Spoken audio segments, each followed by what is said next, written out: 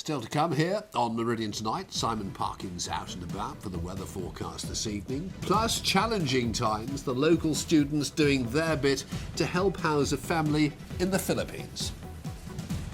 And how long have you lived in your home? We bet you can't beat this lady, almost a century in the same house.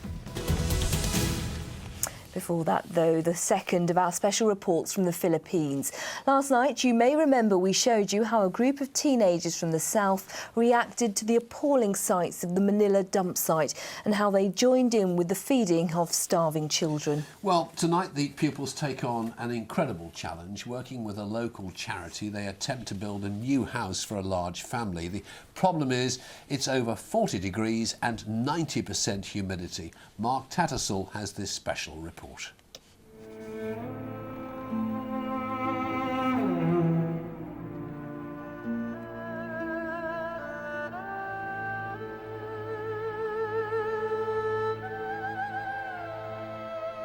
In Manila, this is luxury. Food thrown away by a fast food restaurant, scavenged from a recycling lorry. This will be dried and eaten. Another horror for the group to take in. Another reason why the work by the Sholing Technology College's pupils is so important. On the Manila dump site, people live and work in filth. The stench is acrid. The Philippine Community Fund helps by building new homes in the place of the infested, cramped old ones, a mission some of the pupils take on as their own. We're going to rebuild this lady's house because she's obviously got nothing and we're just going to help her out. We're going to have to pull the whole house down and then literally build up a stud work and put it back together. It's 43 degrees here and over 90% humidity. The ground is hard, but the surroundings provide all the inspiration they need. The house comes down in seconds. This morning, this shack held 10 people in extremely filthy, extremely cramped conditions.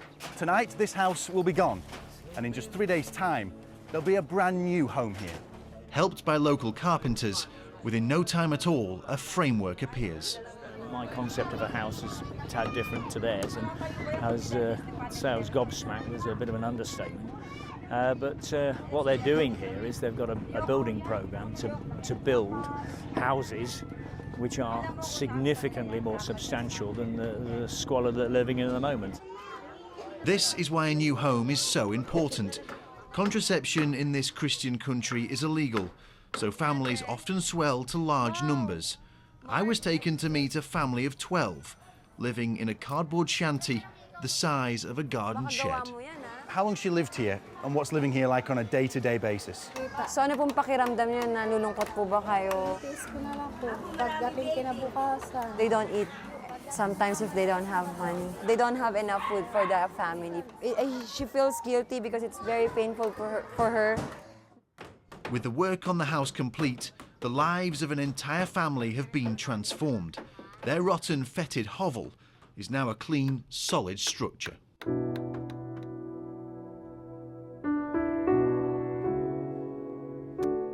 You think that these people, you shouldn't have to do these kind of things. When you go home and you think, yeah, I built someone a playground or a house, or I taught someone English, that's a pretty good feeling. Physical and emotional experience, to be honest. It's just to know that we changed someone's life is quite unrealistic, to be honest. I would never expect to do that. The mother of the family has sat and watched every day as her home is built. Now finished, her gratitude to the students will last a lifetime. Can you ask her how she feels about her brand new house? Ano daw pong pakiramdam niyo na meron na kayong bagong bahay, ate?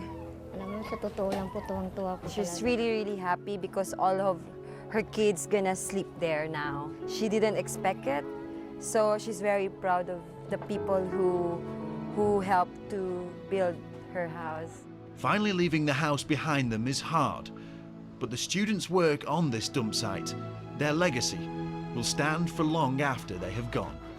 Mark Tattersall in Manila for Meridian Tonight. And our third report from Manila tomorrow. Remember, you can see all of our stories just by logging on to our website. The place to go is itv.com/.